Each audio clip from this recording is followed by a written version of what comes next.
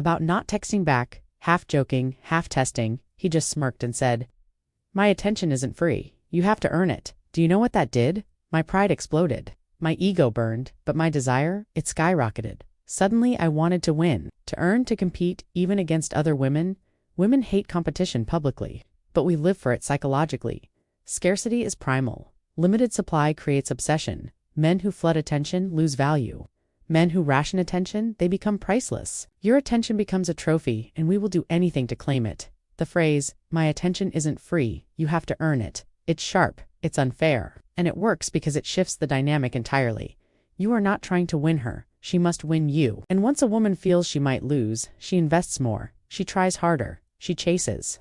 But if you think that makes us crazy, phrase number 6 doesn't just make us compete, it makes us submit. Phrase 6, the throne line. I need to admit something that makes women furious but addicted. We want to believe we are the prize, that you are chasing us, that we are the ones being chosen. It feeds our ego, it validates our desirability, it reinforces our control. But the men who flip it, the men who make us feel like we are the ones competing, those are the men we lose our minds over. I remember once telling a man I had options. It was a manipulation, a test disguised as a joke. I expected him to argue, reassure, panic, prove his worth. Most men do, but instead he leaned back, arms relaxed, eyes unshaken, and said, "I don't compete for women, women compete for me." Do you know what that did to me? My entire frame collapsed, my bluff shattered, the power I thought I had gone.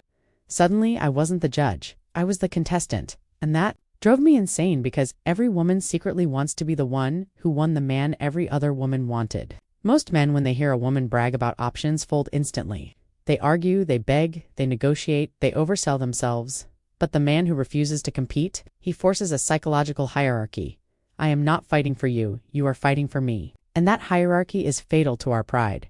Women start spiraling. Why isn't he threatened? Did he replace me already? Who else wants him? Do other women see value in him? And then something foreign happens in our nervous system. We chase, we step up. We prove ourselves because now your attention feels like a trophy. The phrase, "I don't compete for women. Women compete for me," is arrogant, ruthless, petty, beautiful. And it works because it flips the unconscious frame. You are the throne. But if you think that was savage, phrase number 7 doesn't just flip power. It forces respect instantly. Phrase 7, the boundary sentence. I need to confess something women hate. Admitting, especially American women, raised on empowerment culture. We push boundaries on purpose. We cancel plans last minute. We poke insecurities. We throw small disrespect. We test patience not because we enjoy it, but because we want to see where the line is. Most men have no line. They tolerate everything. They excuse the behavior. They apologize for our disrespect. And the moment they do, respect evaporates. Attraction dies, curiosity ends, because if you cannot stand up to us, how can you stand up to the world? But the man with unshakable boundaries, the man who shows disrespect, ends the game. That man terrifies us and makes us obsessed. I remember testing a man, cold, dismissive, careless, intentionally short responses. I expected him to chase harder, to earn softness from me. Instead, he looked at me, expression neutral, and said, "Disrespect me once, I'm gone." My entire body froze because I knew he meant it. No argument, no explanation, no emotional begging. Just gone. And here is a brutal truth. Women respect consequences more than explanations. Let me repeat that. Women respect consequences more than explanations. The psychology is savage. When you show a woman you are willing to walk away instantly, you become unforgettable because deep down, every woman craves a man whose self-respect is stronger than his desire for her. When a man's fear of losing a woman is greater than his fear of losing himself, she loses interest. But when a man's fear of losing himself is greater than losing her, she falls. The phrase, "disrespect me once, I'm gone," draws a line in stone. It separates the men we play with from the men we fear losing. Fear is the root of obsession. But if you think that was the peak, phrase number 8 is the one men are terrified to say because it doesn't just scare women. It breaks their illusion of control forever. Phrase 8, the fear line. Let me tell you a truth, most women will never admit publicly. The man who terrifies us the most isn't the one who yells, isn't the one who cheats, isn't even the one who goes cold. It is the man who can look us in the eye and calmly say, "I'd rather be alone than with the wrong woman." I will never forget the first time I heard it. I was testing him, pulling back, acting cold, waiting for him to prove himself. Instead of chasing, instead of explaining, instead of folding, he smiled faintly and said, "I'd rather be alone than with the wrong woman." My heart sank, my pride cracked, because in that moment he wasn't afraid of losing me. He was rejecting me with a standard, and nothing makes a woman spiral harder than the thought, maybe I'm not good enough for him. The psychology is vicious. Most men are terrified of loneliness. They tolerate anything just to keep us, but when a man makes it clear he'd rather walk alone, our entire game collapses.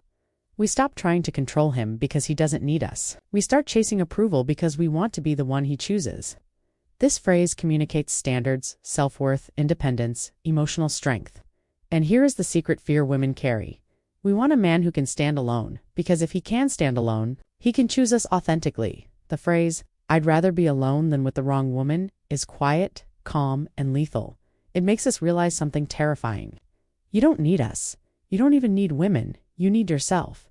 And once a woman sees that level of independence, she will do anything to be the one you choose. But if you think that cut deep, phrase number 9 doesn't attack the ego. It attacks the mind.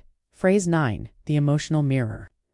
I need to confess something cruel and very real. Women love to twist emotions. We cry when it is convenient. We sulk when it gives us leverage. We go quiet when we want power. We play cold when we want to punish. And here is the tragic part. Most men fall for it instantly. They rush to comfort. They explain themselves. They apologize. They try to make us feel better. They try to fix the storm, not realizing it was never real.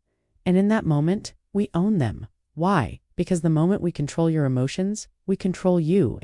But the man who doesn't absorb that energy, the man who doesn't apologize when nothing wrong was done, the man who mirrors instead of reacting, that man is dangerous. I once snapped at a man, sharp, defensive, intentionally cold, expecting softness on demand. Instead, he simply looked at me with a calm, half-smile and said, "You feel cornered right now, don't you? Do you know what that did?" My act collapsed because he wasn't fighting my emotion. He was exposing it. He showed me something terrifying. He saw through the mask. Straight into the fear underneath, I suddenly felt naked. Vulnerable, powerless, the psychology is ruthless. When you mirror a woman's emotions instead of absorbing them, you rob her of her weapon. Most tantrums, silent treatments, and guilt trips are performances. A mirror turns a performance into something. When a woman feels seen like that, she cannot forget you. She replays the moment in silence at night. She hates that you saw the truth. She fears your perception because your clarity becomes her mirror. And the phrase, "You feel cornered right now, don't you?" doesn't argue, doesn't defend, doesn't beg. It reflects. It makes her question herself instead of you. That is why it is lethal. It shifts the emotional burden back onto her shoulders. It turns her weapon inward. But if you think that, phrase number 10 doesn't just expose emotions, it punishes arrogance. Quietly, phrase 10. The return test killer. Let me confess, one of the dirtiest female games. When we pull away, go cold, get distant, ghost you. We almost always come back. But here is what you don't know. When we return, we expect to walk back in like royalty. We expect you to welcome us instantly. We expect sympathy. We expect validation. We expect your relief. And most men fail this test instantly. They open the door wide. They reward disrespect. They hand over control. But the man who doesn't break, the man who doesn't roll out the red carpet, the man who calmly looks us in the eyes and says, "You don't get to come back the same way you left." Do you know how devastating that is? My stomach dropped the first time I heard it because suddenly my return wasn't a victory. It was a trial. Instead of being rewarded for leaving, I had to earn my place again. The psychology is brutal. Women crave consistency. But we crave hierarchy more. We want to know whether we are moving up or falling down the ladder. If you let us leave and return freely, we assume we have risen above you. But when you make it clear that every exit has consequences, the dynamic flips. We chase harder. We fear losing rank.